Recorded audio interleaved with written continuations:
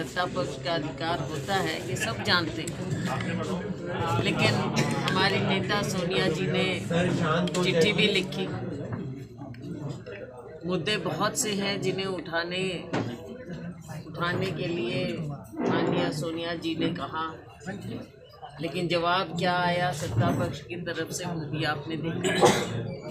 मुश्किल ये है कि इन्हें लोकतंत्र में विश्वास नहीं है। लोकतंत्र में, संसदीय प्रणाली में जिस प्रकार से आगे बढ़ना होता है, सबसे बातचीत की जाती है, विपक्ष से बातचीत की जाती है, इसमें सत्ता पक्ष को, भारतीय जनता पार्टी को, मोदी जी को कभी विश्वास नहीं रहा, ना वो कभी किसी को विश्वास में लेते हैं। अब हम देखेंगे कि कैसे क्या होगा इसमें संसद के सत्र में, किन मुद्दों पर सरकार को लगा कि एकदम ऐसे सेशन बुलाना चाहिए, क्योंकि बीच में सेशन तब बुलाया जाता है जब कोई खास इमरजेंसी हो, कोई खास ओकेजन, तो पता चल जाएगा। कैसा है वन नेशन वन इलेक्शन, अगर ये लोग लागू हो जाता है तो आपकी क्या? ये भी एक अनप्रेसिडेंटेड बात है कि किसी फॉर्मर प्रेसिडेंट को इस तरह से उनकी अध्यक्षता में कोई समिति बनाई जाए। ऐसा कभी हुआ नहीं है, अमूमन होता नहीं है कि जो एक बार राष्ट्रपति रह चुके हों उन्हें किसी भी प्रकार से किसी काम में ऐसे लिया जाए। संविधान का उल्लंघन है। तो संविधान में कुछ परंपराएं होती हैं, कुछ बातें होती हैं, कुछ गरिमाएं होती हैं, लेकिन इस सरकार ने कभी किसी गरिमा को नहीं माना। वन नेशन वन इलेक्शन का जुमला इन्होंने पहले भी छेड़ा हुआ है, लेकिन अब एकदम जिस प्रकार से समिति भी बनाई, देखेंगे उसमें क्या निकलता है। तो हमारी पार्टी उस पर अपना व्यू देगी उस समय। मैम, देश का नाम चेंज हो रहा है, क्या कहना चाहेंगे? नाम बदल रहा है, भारत हो रहा है। बदलना पहले क्या तो इनके हाथ पहले में देश बदल रहा था। शुरू से ही हमारे देश का नाम संविधान में देखे इंडिया, दैट इज भारत। तो हम भारत भी बोलते हैं, इंडिया भी बोलते हैं, लेकिन इस पर भी जैसे इन्होंने लिखा है ऐसा कभी नहीं हुआ। माननीय राष्ट्रपति जी द्वारा जो लिखा गया वो ऐसा पहले कभी नहीं हुआ। तो ये हर चीज़ में, अब ये भारत का क्या कहेंगे, भारत जोड़ो यात्रा तो राहुल जी पहले ही कर चुके हैं। भारत को जोड़ने की बात होनी चाहिए। इंडिया को नहीं जोड़ा उन्होंने, भारत इंडिया भारत को तोड़ने की बात। इंडिया को आप भारत से अलग नहीं कर सकते और भारत को आप इंडिया से अलग नहीं कर सकते, अभी दोनों एक हैं। अब पहले भारत जोड़ो यात्रा हुई और अब जब ऑपोजिशन मिलकर इंडिया नाम निकला है तो शायद उस बात से घबरा गए हैं। ये तो हमारे हर बात से घबरा जाते हैं और उस पर रिएक्शन देने लग जाते हैं, और ये उसी का रिएक्शन नजर आ रहा है।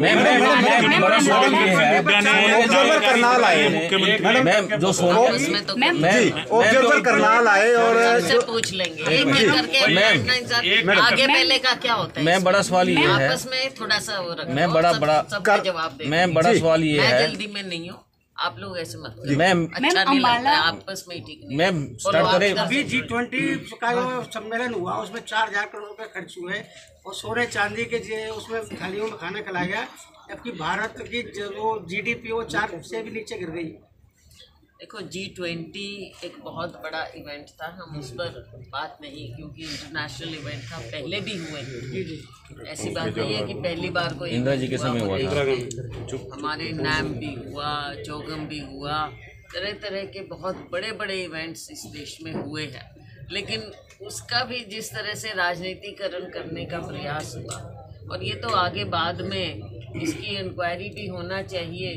आप में से कुछ लोग अगर दिल्ली की ओर गए हैं इस बार, या जगह जगह सौंदर्यकरण और एक दिखावा नहीं होता, आप इंफ्रास्ट्रक्चर पर ये पैसा लगाते हैं ताकि इवेंट के बाद में हमारे नागरिकों को भी उसका फ़ायदा हो। तो ये चीज़ होनी चाहिए थी।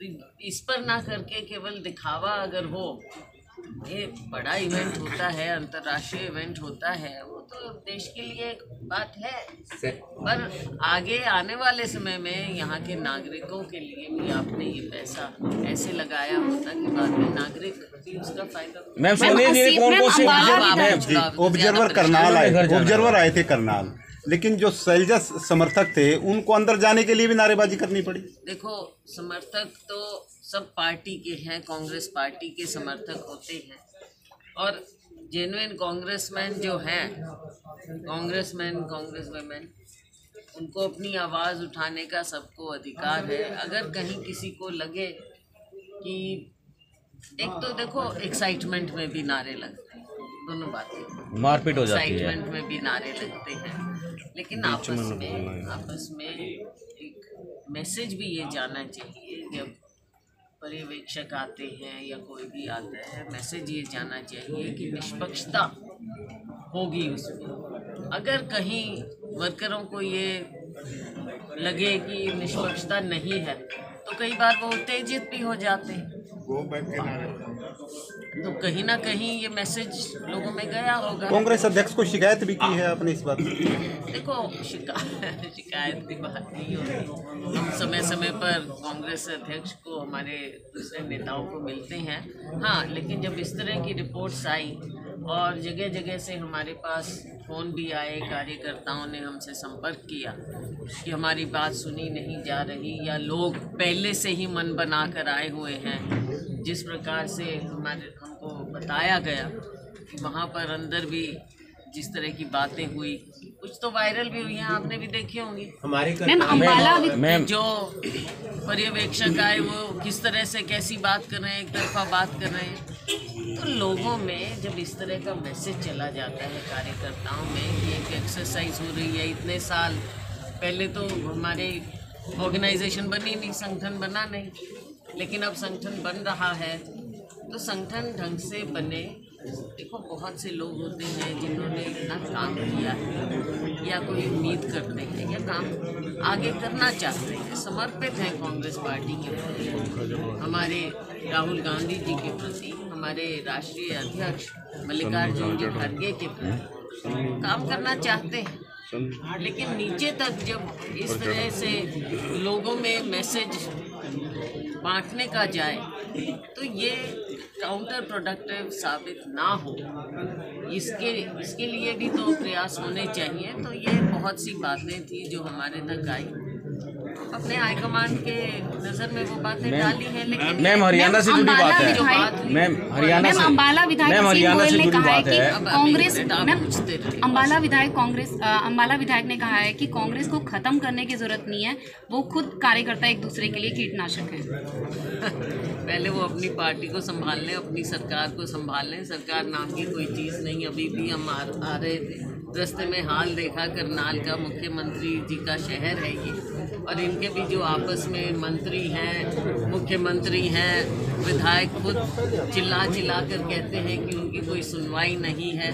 पहले अपना घर संभाल लें। शैलजा जी, जनमिलन समारोह था, भूपेंद्र सिंह, जनमिलन समारोह था, भूपेंद्र सिंह हुड्डा आए थे।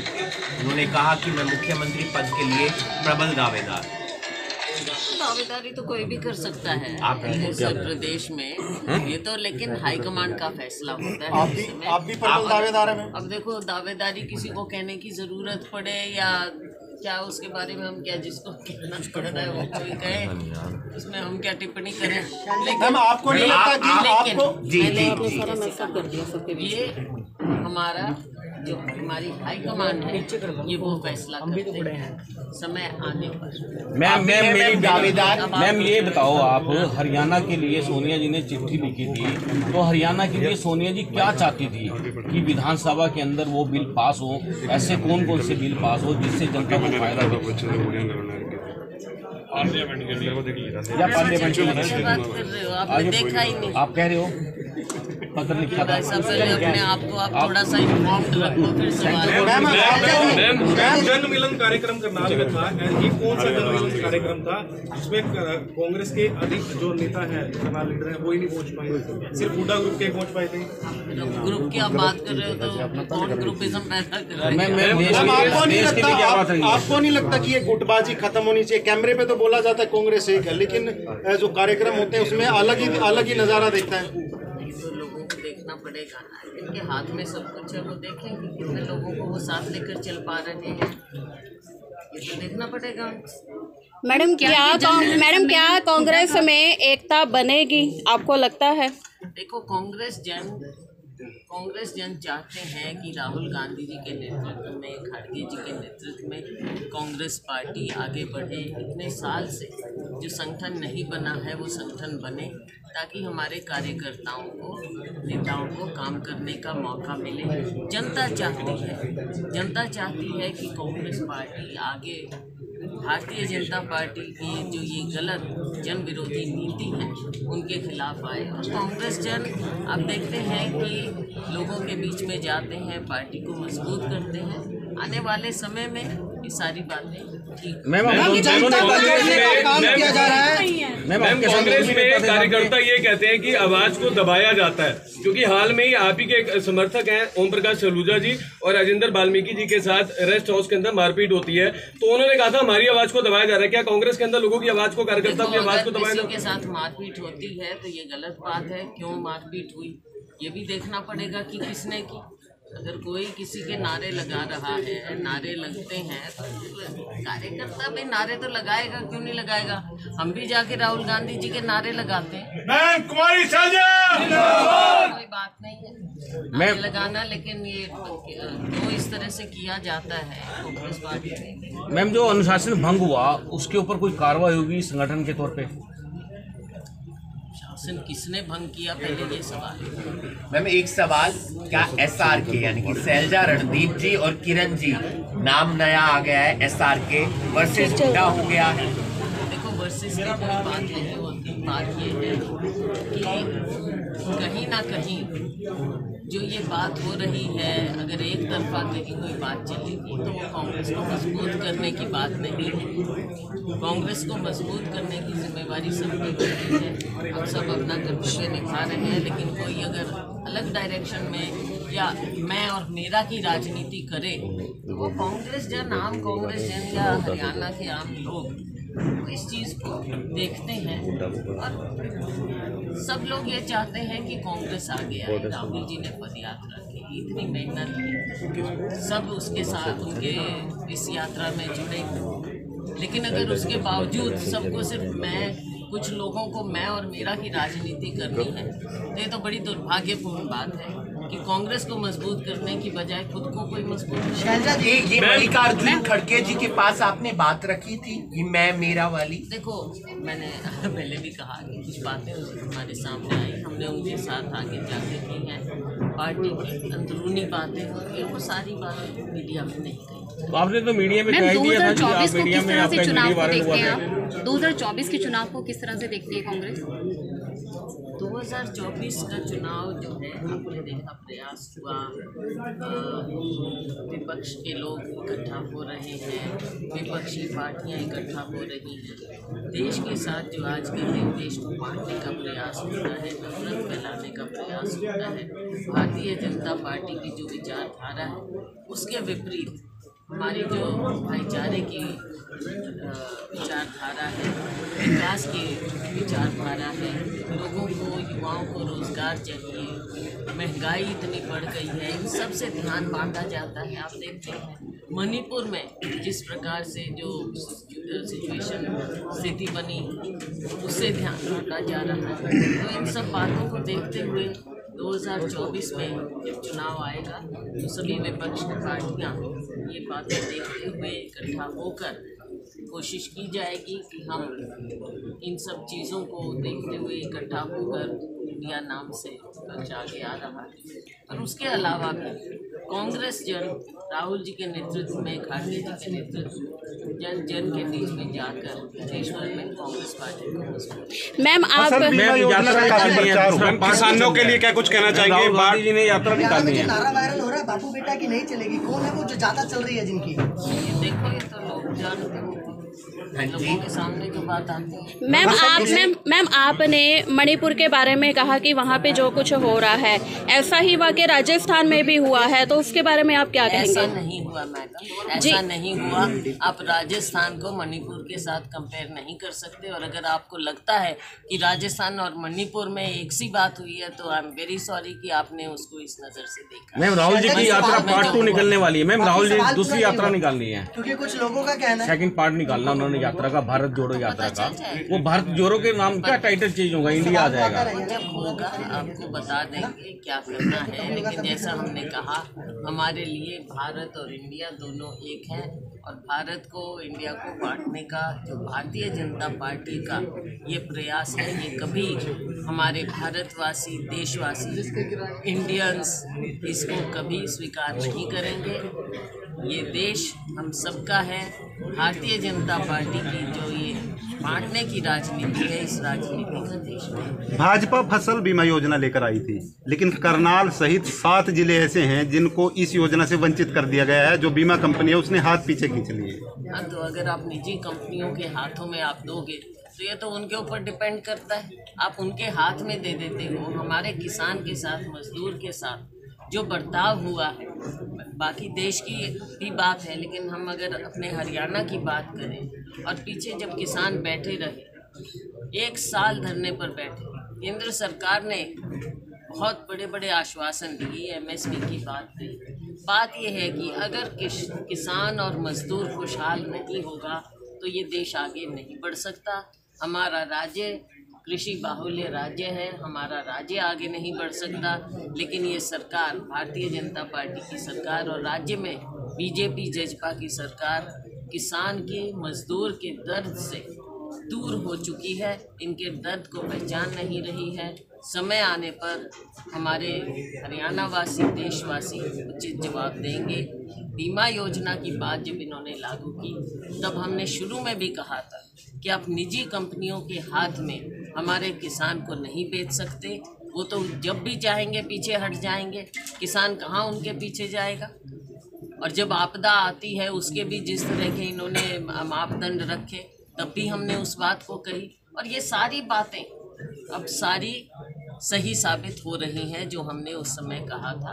सरकार को आगे आना चाहिए, सरकार को किसान का, मजदूर का, गरीब का दर्द पहचानना चाहिए। मैम एक बार फोटो हो जाए मैम प्लीज, एक बार 1 मिनट पीछे हो, प्लीज सारे।